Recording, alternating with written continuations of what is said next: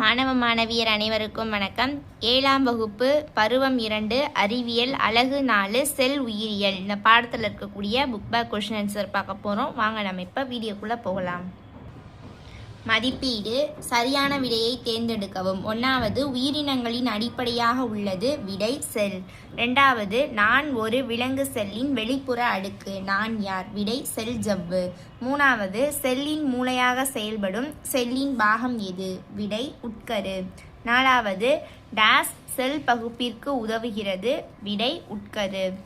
5வது செல்லின் பல்வேறு உறுப்புகளுக்கு பொருத்தமான அறிவியல் சொல் விடை செல் நுண்ணுறுப்பு. கோடிட்ட இடங்களை நிரப்புக. 1வது செல்லில் உள்ள ஜெல்லி போன்ற பொருள் டேஸ் என்று அழைக்கப்படுகிறது விடை சைட்டோபிளாசம். 2வது நான் தாவரத்தில் சூரிய ஆற்றலை உணவாக மாற்றுவேன் நான் யார் விடை பசுங்கனிகம். 3வது முதிர்ந்த இரத்த சிவப்பு செல்லில் டேஸ் இல்லை விடை உட்கரு. 4வது ஒரு செல் உயிரினங்களை டேஸ் மூலமே காண இயலும் விடை நுண்ணோக்கி. 5வது சைட்டோபிளாசம் பிளஸ் உட்கரு ஈக்குவல் டு புரோட்டோபிளாசம். 3வது ரோமன் லெட்டர் 3 சரியான அல்லது தவறா என கூறு. தவறானவற்றிற்கு சரியான பதிலை கொடுக்கவும். 1வது விலங்கு செல்களில் செல் சுவர் உள்ளது விடை தவறு. அடிஸ்டி இல்லைன்னு மாற்றிக்கோங்க. அடுத்து 2வது சால்மோனெல்லா என்பது ஒரு செல்லால் ஆன பாக்டீரியா ஆகும் விடை சரி. 3வது செல் ஜவ்வு அனைத்தையும் ஊடுருவ அனுமதிக்கக்கூடியது விடை தவறு. தேர்ந்தெடுக்கப்பட்ட அதை மட்டும் மாற்றிக்கோங்க. 4வது தாவர செல்களில் மட்டுமே பசுங்கனிகங்கள் உள்ளன விடை சரி.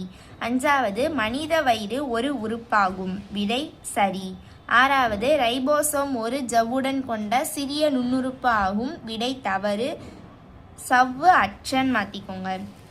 அடுத்து பொறுத்துகளை 1வது எண்டோபிளாச வலைப்பின்னல், 2வதுக்கு லைசோசோம், 3வதுக்கு உட்கரு, 4வதுக்கு மைட்டோகாண்ட்ரியா, 5வதுக்கு பசுங்கனிகம். அடுத்து ஒப்புமை. பாக்டீரியானா நுண்ணுயிரி, மாமரம்னா பெரிய உயிரினம், அடிப்போஸ்னா திசு, கண்ணா உறுப்பு, செல் சுவர்னா தாவரம், சென்ட்ரியோல்னா விலங்கு, பசுங்கனிகம்னா ஒளிச்சேர்க்கை, மைட்டோகாண்ட்ரியா அப்படின்னா ஆற்றல் மையம். அடுத்து பின்வருவதில் இருந்து சரியான மாற்றியத்தை தேர்வு செய்யவும். ஃபர்ஸ்ட் ஒன் வலியுறுத்தல். திசு என்பது மாறுபட்ட செல்களை கொண்ட ஒரு குழு. காரணம் தசை திசு தசை செல்களால் ஆனது. ஆன்சர் ஏ தவறு ஆனால் ஆர் சரியானது. அடுத்து 2வது வலியுறுத்தல். பெரும்பான்மை செல்களை நேரடியாக வெறும் கண் கொண்டு பார்க்க முடியாது ஏனெனில் காரணம் செல்கள் மிக நுண்ணியது. ஆன்சர் ஏ மற்றும் ஆர் இரண்டும் சரியானவை. அடுத்து மிக சிறிய விடையளி. தாவர செல்லில் காணப்படும் செல் சுவரின் பணிகள் யாவை விடை பக்கம் எண் 76. 76வது பக்கத்தில் உங்களுக்கு தெரியுமா இந்த பாக்ஸுக்கு மேலே தாவர செல்லிற்கு அதிலிருந்து செயல்படுகிறது வரைக்கும் ஃபர்ஸ்ட் கொஷினுக்கு உண்டான ஆன்சர். 2வது கொஷின் சூரியனின் ஒளியாற்றலை பயன்படுத்தி ஸ்டார்ச் தயாரிக்கும் நுண்ணுறுப்பு எது. ஆன்சர் சூரியனின் ஒளியாற்றலை பயன்படுத்தி ஸ்டார்ச் தயாரிக்கும் நுண்ணுறுப்பு பசுங்கனிகம் அப்படின்னு எழுதிக்கோங்க. அடுத்து 3வது உட்கருவில் உள்ள முக்கிய பொருட்கள் யாவை விடை பக்கம் எண் 79. 79வது பக்கத்தில் உங்களுக்கு தெரியுமா இந்த பாக்ஸுக்கு இந்த சைடில் 4வது லைனில் உட்கரு அதிலிருந்து ஆரம்பித்து சூழ்ந்துள்ளது வரைக்கும் ஃபஸ்ட்டு பாயிண்ட்டு, 1 அல்லது 2 அதிலிருந்து உள்ளன வரைக்கும் செகண்ட் பாயிண்ட்டு, செல் பிரிதலின் போது அதிலிருந்து அமைக்கப்படுகிறது வரைக்கும் 3வது பாயிண்ட்டு. இந்த 3 பாயிண்ட்டுமே 3வது கொஷினுக்கு உண்டான ஆன்சர்.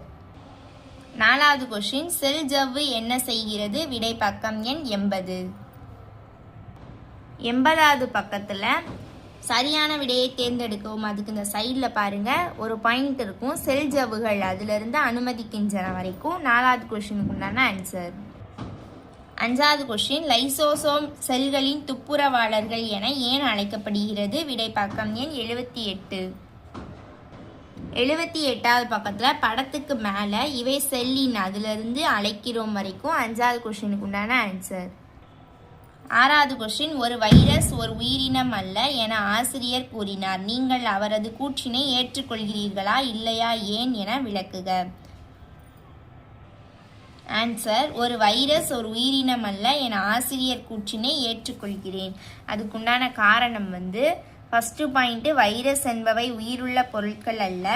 காரணம், வைரஸ் உயிருள்ள செல்லில் நுழையும் போது மட்டும்தான் பல்கி பெருகும். இது 6வது கொஸ்டினுக்கு உண்டான ஆன்சர்.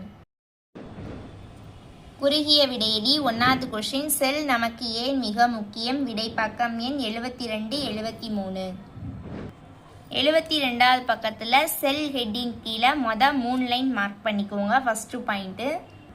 அடுத்து 73வது பக்கத்தில் பல்வேறு வகையான செல்கள், அதில் நமது உடல் அதிலிருந்து உருவாக்கப்பட்டுள்ளது வரைக்கும், அடுத்து ஒவ்வொரு வகை செல்லும் அதிலிருந்து செயலுடையது வரைக்கும் மார்க் பண்ணிக்கோங்க. இந்த 3 பாயிண்ட்டுமே ஃபர்ஸ்ட் குருவினாக்குண்டான ஆன்சர். செகண்ட் கொஸ்டின், பின்வரும் ஜோடிகளுக்கிடையே உள்ள வேறுபாடு தருக. 1வது சொரசொரப்பான எண்டோபிளாச வலைப்பின்னல் மற்றும் மென்மையான எண்டோபிளாச வலைப்பின்னல்.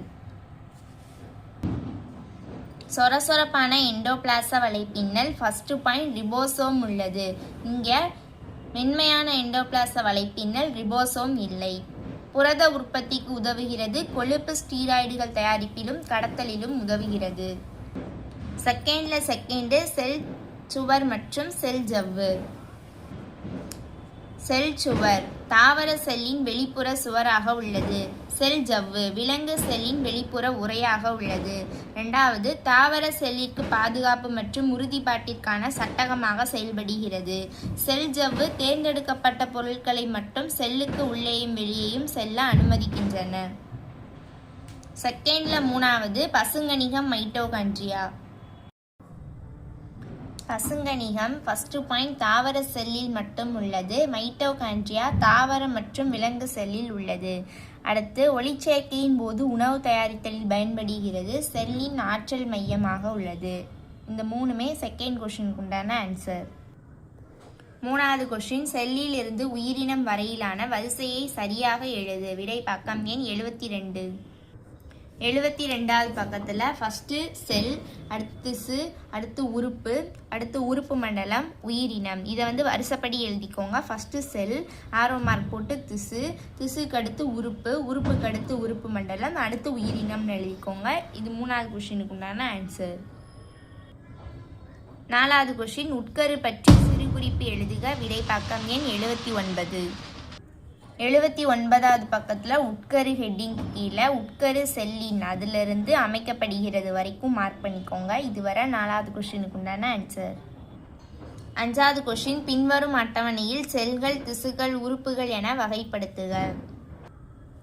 செல் அப்படின்னா நரம்பு, சிவப்பணு, வெள்ளையணு, முட்டை. திசு கொழுப்பு திசு, தசை, சைலம், புளோயம், குருத்தெலும்பு, செதில். உறுப்பு நுரையீரல், மூளை, இலை, கை, இதயம். இது 5வது கொஸ்டினுக்கு உண்டான ஆன்சர். 6வது கொஸ்டின், கீழே உள்ள வரிகளில் இந்த பாடத்தில் நீங்கள் கற்றவற்றை பற்றி எழுதுக. செல்களை பற்றி நான் கற்றுக்கொண்ட முக்கியமான சில விஷயங்களை பற்றி நான் உங்களிடம் கூற விரும்புகிறேன். முதலில் நான் தொடங்குகிறேன். அதுக்கு அடுத்ததாக இதை எழுதிக்கோங்க. நமது உடல் செல்களால் ஆனது. அதிலிருந்து ஆரம்பித்து இந்த பாக்ஸ் வரைக்கும் எழுதிக்கோங்க. இது 6வது கொஸ்டினுக்கு உண்டான ஆன்சர். விரிவான விடையெளி 1வது, ஏதேனும் 3 நுண்ணுறுப்புகளை பற்றி விவரிக்கவும். விடை பக்கம் எண் 78. 78வது பக்கத்தில் கோல்கை உறுப்புகள் அதிலிருந்து ஸ்டார்ட் பண்ணி அப்படியே கீழே இந்த படம் வரைக்கும் மார்க் பண்ணிக்கோங்க. First one. அடுத்து லைசோசோம் அதிலிருந்து ஆரம்பித்து இந்த படம் வரைக்கும் மார்க் பண்ணிக்கோங்க. செகண்டு. 3வது சென்ட்ரியோல் இதிலிருந்து ஆரம்பித்து கீழே இந்த படம் வரைக்கும் மார்க் பண்ணிக்கோங்க. இது 3வது. இது 1வது விரிவான விடையளிக்கு உண்டான ஆன்சர்.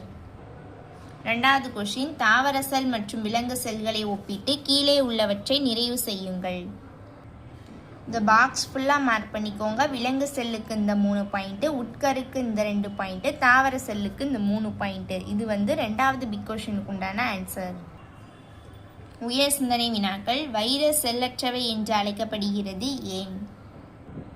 ஃபர்ஸ்ட் பாயிண்ட், வைரஸ் செல்லற்றவை ஏனெனில் அது நியூக்ளிக் அமிலம் மற்றும் புரதம் ஆகியவற்றால் ஆனது. செகண்ட் பாயிண்ட், உயிருள்ள செல்லின் உள்ளே வைரஸ் இனப்பெருக்கம் செய்து அந்த செல்லின் பணிகளை முற்றிலும் அழித்து தனது கட்டுப்பாட்டில் கொண்டு வந்துவிடும். இது செகண்ட் பாயிண்ட்.